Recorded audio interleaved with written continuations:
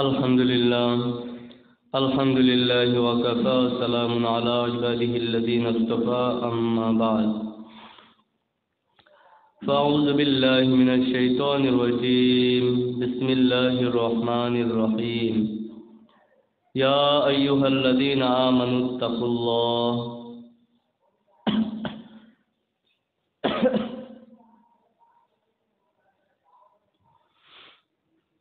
يا أيها الذين آمنوا اتقوا الله وكونوا مع الصادقين صدق الله العظيم وقال رسول الله صلى الله تعالى عليه وسلم ألا إن في الجسد مضغة وإذا صلحت صلح الجسد كله وإذا فسدت فسد الجسد كله على وحي القلب আল্লাহ পাক জাল্লা জালালুহু আম্মা নওয়ালুহু আমাদের সকলকে মাফ করে দেন। আল্লাহ পাক আমাদের সকলের জন্য জান্নাতুল ফেরদাউস মঞ্জুর করেন। জাহান্নামের আগুন থেকে আল্লাহ আমাদের সকলকে হেফাজত করেন। আল্লাহর পছন্দের জিন্দেগি, খুশিওয়ালা জিন্দেগি আল্লাহ পাক আমাদের দান করেন। মুহতারাম ও মুকাররম, আল্লাহর বড় দয়া ও মেহেরবানি যে আল্লাহ পাক জাল্লা জালালুহু আম্মা নওয়ালুহু আমাকে এবং আপনাকে মহব্বত করে ভালোবেসে দুনিয়ার হাজারো মানুষ থেকে যাচাই বাছাই করে আজকে মজলিসে আল্লাহ পাক আমাদেরকে আসার বসার তৌফিক দান করছেন।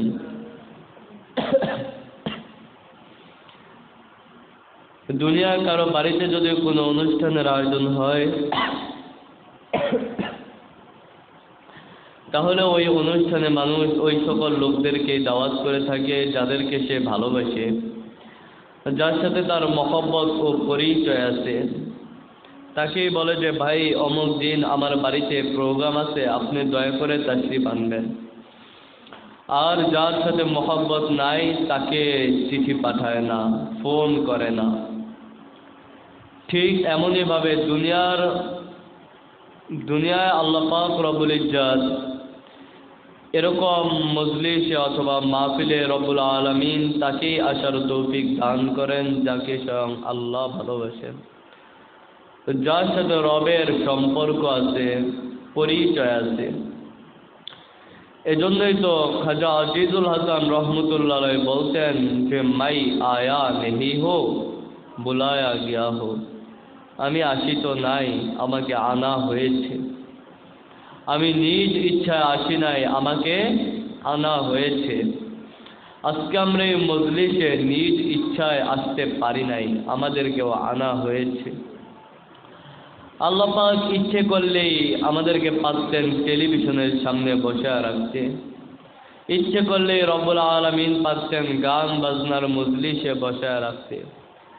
আল্লাহ পাক ইচ্ছে করলে এই মজলিসে আসার পূর্বে আমাকে এবং আপনাকে গাড়ির চাকার সাথে পিছিয়ে মারতে পারতেন,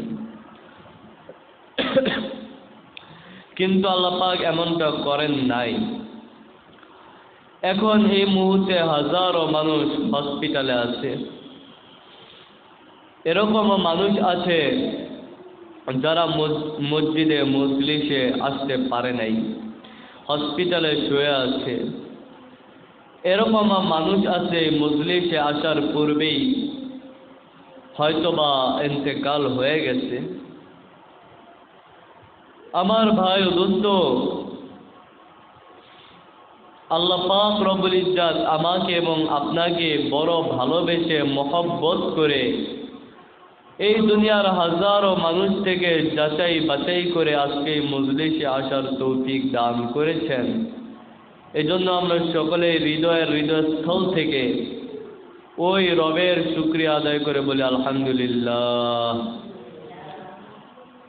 আমার ভাই মুসলমান,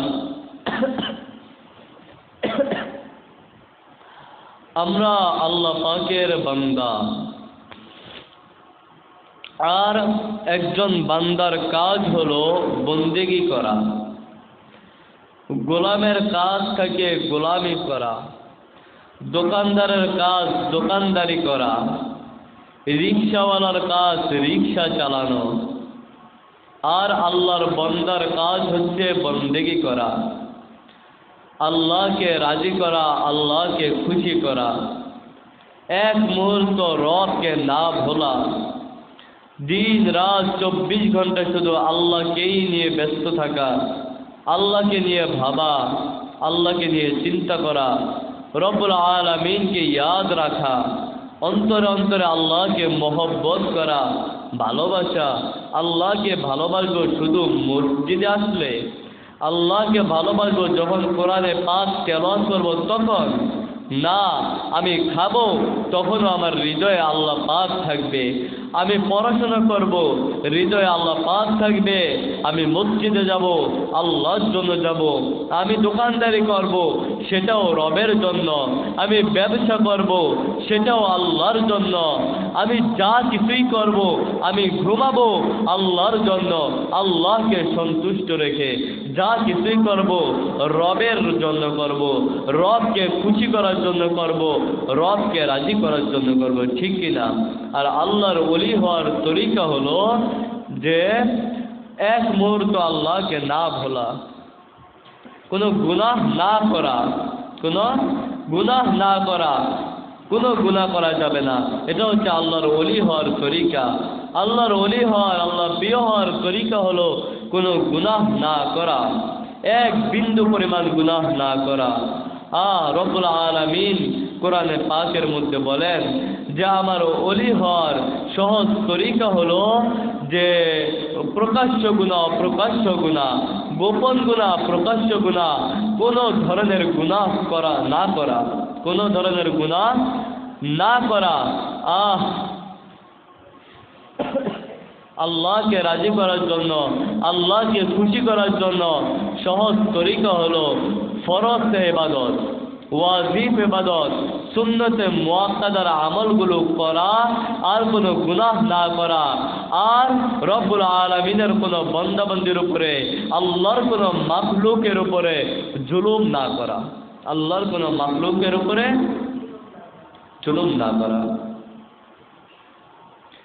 হাদিসে পাকের মধ্যে রাসূল পাক সাল্লাল্লাহু তাআলা আলাইহি ওয়াসাল্লাম বলেন, আল মুসলিমু মান সালিমাল মুসলিমুনা মিন লিসানিহি ওয়া ইয়াদিহি। আল মুসলিমু মান সালিমাল মুসলিমুনা মিন লিসানিহি ওয়া ইয়াদিহি। খাঁটি মুসলমান ওই ব্যক্তি যার হাত থেকে, যার মুখ থেকে অপর মুসলমান নিরাপদ থাকে, যার হাত দ্বারাও কষ্ট পায় না, জবান দ্বারাও কষ্ট পায় না, এই ব্যক্তি না খাঁটি মুসলমান, ঠিক কিনা?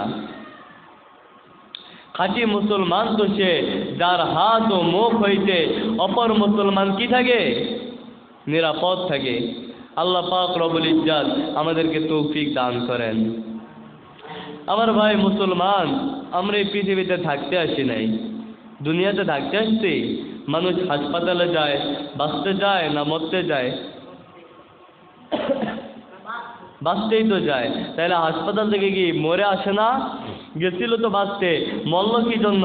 এর দ্বারা বোঝা যায় হাসপাতালওয়ালারাও কাউকে বাঁচাইতে পারে না। दो चीज अदमीरा कशुरे जोर, दो चीज अदमीरा कशुरे जोर, एके आबेदाना दिगर থাকে গোর। দুইটা জিনিস সবসময় মানুষকে ডাকতে থাকে, একটা হচ্ছে রিজিক আর একটা হচ্ছে মৌত। রাসূল পাক সাল্লাল্লাহু তাআলা আলাইহি ওয়াসাল্লাম বলেন যে বুদ্ধিমান ওই ব্যক্তি যে মৃত্যুর আগে মৃত্যুর জন্য রেডি হয়, যে মৌতের আগে মৌতের জন্য রেডি হয়। তোমার আমার সবই তো রেডি হয়ে গেছে।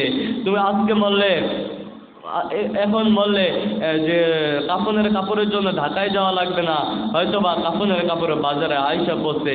তোমার আমার কবরের মধ্যে যে বাস দেওয়া হবে, হয়তো বা সে বাস ছাড়ে রেডি আছে।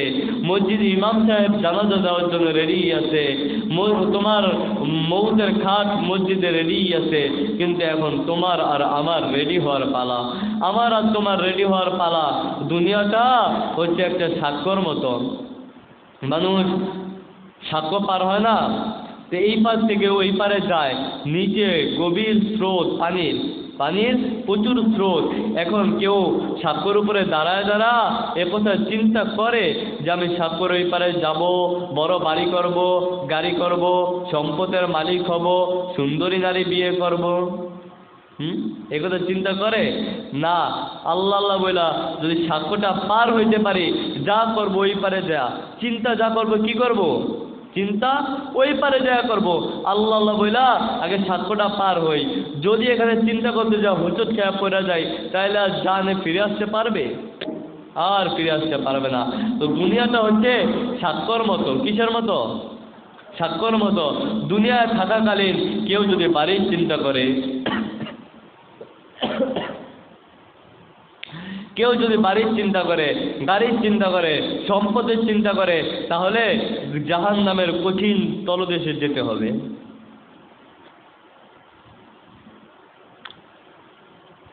যা চিন্তা করব সেখানে যাওয়ার পরে, ঠিক কি না? চিন্তা যা করবো কোথায়? সেখানে যাওয়ার পরে। আমরা দুনিয়া থাকতে আসি নাই, আমরা যেতে আসছি। আমাদের আসল বাড়ি আমরা যেখানে থাকি সেটা না, আমাদের আসল বাড়ির রাস্তা আমরা দুনিয়া আসার পর অজ্ঞতাবশত ভুলেই গেছি না। আর আমাদেরকে বাড়ির রাস্তা দেখানোর জন্য আল্লাহ পাক নবী রাসূলগণ পাঠাইছেন। নবীরা দুনিয়া থেকে চলে গেছেন, যাওয়ার আগে রাসূল পাক সাল্লাল্লাহু তাআলা আলাইহি ওয়াসাল্লাম একটা কথা আমাদেরকে বলে গেছেন। কথাটা কি? আল উলামা ওয়ারাসাতুল আম্বিয়া। আমি দুনিয়ায় চিরকাল থাকবো না। আমি চলে যাওয়ার পরে আমার ওয়ারিস থাকবে হক্কানি ওলামায়ে কেরাম। হক্কানি ওলামায়ে কেরাম, এরা তোমাদেরকে রাস্তা দেখা তোমাদের বাড়ির রাস্তা তোমাদেরকে দেখায় দিবে। তোমাদের বাড়ির রাস্তা তোমাদেরকে কে দেখায় দিবে? হক্কানি ওলামায়ে কেরামরা তোমাদের বাড়ির রাস্তা দেখায় দিবে। তোমরা এদেরকে অনুসরণ করো, এদেরকে অনুসরণ করো। এরা যেভাবে চলতে বলে সেভাবে চলো, এরা যেভাবে বলতে বলে সেভাবে বলো, এরা যেভাবে করতে বলে সেভাবে করো, তাহলেই তোমরা তোমাদের আসল বাড়ির রাস্তা খুঁজে পাবা। একটা কথা আছে না যে খালি কথায় চিড়ে ভিজে না, এরকম কথা একটা বলে না মানুষ? কি বলে? যে খালি কথায় চিরা ভিজে না। খালি কথায় চিরা ভিজে? শুধু কথা দিয়ে চিরা ভিজবে? আমি যদি বললাম এই চিরা তুমি ভিজো, তাহলে ভিজে যাবে না। চিরা ভিজাইতে হলে কি লাগে? পানি লাগে। পানি ছাড়া চিরা ভিজবে? তো খালি কথায় যেমন চিরা ভিজে না, খালি রাজি থাকলেই জান্নাতে যাওয়া যাবে না। আমি যদি জিজ্ঞাসা করি তোমরা কি সবাই জান্নাতে যেতে চাও না জাহান্নামে যেতে চাও? যদি প্রশ্ন করি, কেউ কি বলবে যে হযরত আমরা জাহান্নামে যেতে চাই? বলবে কথা? যা কিছুই করি উল্টা পাল্টা, কিন্তু যেতে চাই জান্নাতে। সুদ খাইলে খাইলাম, ঘুষ খাইলে খাইলাম, যা কিছুই করি, কিন্তু হযরত মনটা চায় জান্নাতেই যেতে, এরকম না? একজন সুদখোরকে জিজ্ঞাসা করো, আপনি যে সুদ খান এখন আপনি চান কি, জান্নাতে যেতে না জাহান্নামে যেতে? এই লোকটা কি বলবে সুদ খাই তো জাহান্নামে যেতে চাই? এ কথা বলবে না। সুদ খেলে খাইছি, কিন্তু মন চায় কোথায় যেতে? জান্নাতে যেতে। তো খালি কথায় যেমন চিরে ভিজে না, খালি রাজি থাকলেই জান্নাতে যাওয়া যাবে না। জান্নাতে যাইতে হলে কিছু কাজ করা লাগবে। চিরে ভিজাইতে হলে কিছু কাজ করা লাগবে না? পানি আনা লাগবে, ফল চাপাইতে হবে, পানি আনা লাগবে, ভিজাইতে হবে, ঠিক না? তাহলে চিরে ভিজাইতে হইলে যেমন কিছু কাজ করা লাগবে, জান্নাতে যেতে হলেও কিছু কাজ করা লাগবে। শুধু রাজি থাকলেই জান্নাতে যাওয়া যাবে না। কাজটা কি? কাজটা কি? দুইটা কাজ। কয়টা কাজ? দুইটা কাজ। কোনো গুনাহ করা যাবে না। কয়টা কাজ? প্রথমটা কি? কোনো গুনাহ করা, ছোট গুনাহ করব না, বড় গুনাহ করব না। আর দ্বিতীয় নম্বর কাজ হচ্ছে কোনো নেকের আমল ছাড়বো না। নেকের আমল ছাড়বো না। ছোট নেকিও ছাড়বো না, বড় নেকিও ছাড়বো না। আর কোনো কি করব না? গুনাহ করব না।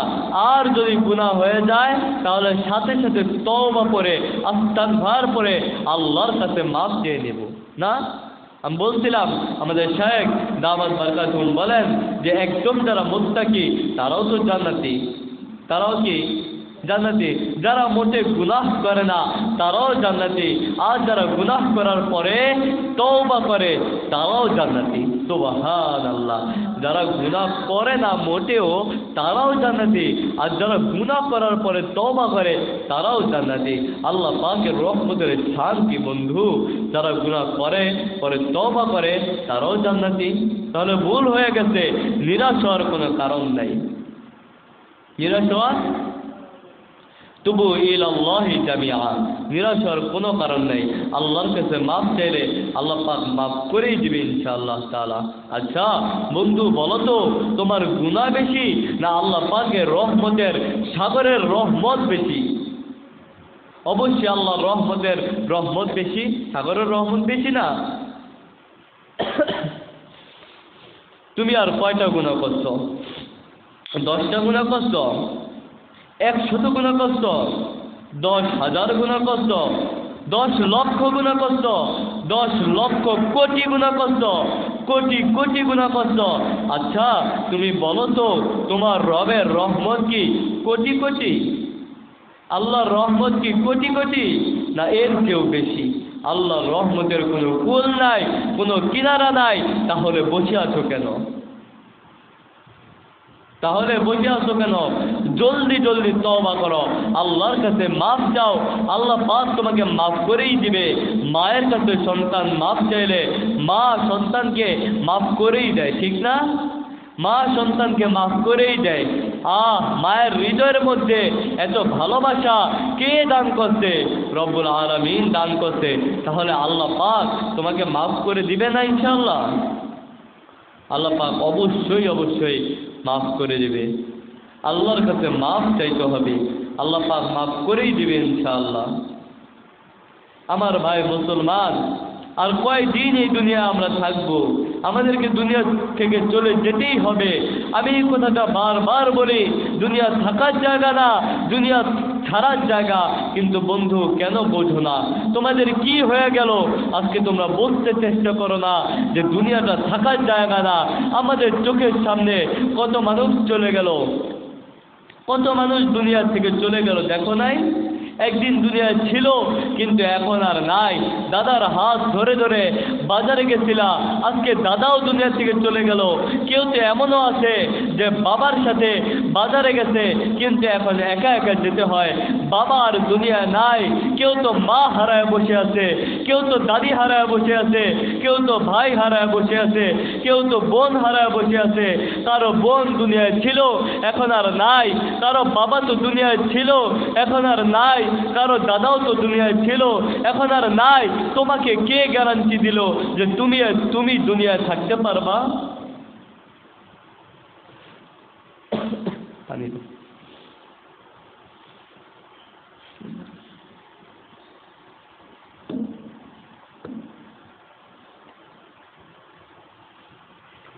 নবী রাসূলগণ দুনিয়ায় থাকতে পারেন নাই। আমাদের আদি পিতা হযরত আদম আলাইহিস সালাম দুনিয়ায় থাকতে পারেন নাই। জাতির পিতা ইব্রাহিম আলাইহিস সালাম দুনিয়ায় থাকতে পারলো না। ঈসা আলাইহিস সালাম দুনিয়ায় থাকতে পারলো না।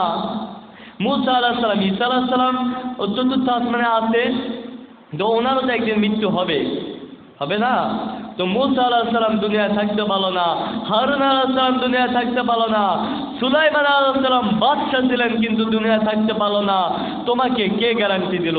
আমাদের নবী, যিনি নবীদের সর্দার মুহাম্মদ রাসূল সাল্লাল্লাহু আলাইহি ওয়াসাল্লাম দুনিয়ায় থাকতে পারলো না। তোমাকে কে গ্যারান্টি দিল যে তুমি দুনিয়ায় থাকতে পারবা? কার মায়ায় পরে গুনাহ করো, কার মহব্বতে পরে গুনাহ করো, কাকে সন্তুষ্ট করার জন্য গুনাহ করো? একদিন তো দুনিয়া থেকে যেতেই হবে। কার জন্য এত আয়োজন? কার জন্য এত আয়োজন? রঙিন পৃথিবী থাকতেই হবে, ঠিক না? সাদের দেহ মাটি থাকাবে, ঠিক না? কার জন্য এত ভালোবাসা, কার জন্য এত মহব্বত? যে হাতটাকে, যে শরীরটাকে তুমি লাখ সাবান, ডেটল সাবান, দামি দামি বিদেশি সাবান দিয়া, নবী সাবান, লাখ সাবান, ডেটল সাবান, অনেক দামি দামি বিদেশি সাবান দিয়া যেই শরীরটাকে তুমি মাজো, এই শরীরটা একদিন থাকবে না, মাটিতে খেয়ে ফেলবে, ঠিক কিনা? শরীরটা থাকবে না। কোন শরীরকে মহব্বত করে শরীরটাকে সাজাইতেছ? যদি সাজাইতে হয় রবের জন্য সাজাও। রাসূল সাল্লাল্লাহু তাআলা আলাইহি ওয়াসাল্লাম যেইভাবে সাজাইছিলেন ওইভাবে সাজাও। আল্লাহ পাক রব্বুল ইজ্জত আমাদের জীবনটাকে আল্লাহর জন্য উৎসর্গ করার তৌফিক দান করেন, হামেশা আল্লাহর হয়ে থাকার তৌফিক দান করেন। এক মুহূর্তের জন্য রব থেকে জুদা যেন না হয়ে যায়, আল্লাহ পাক সেই তৌফিক দান করেন।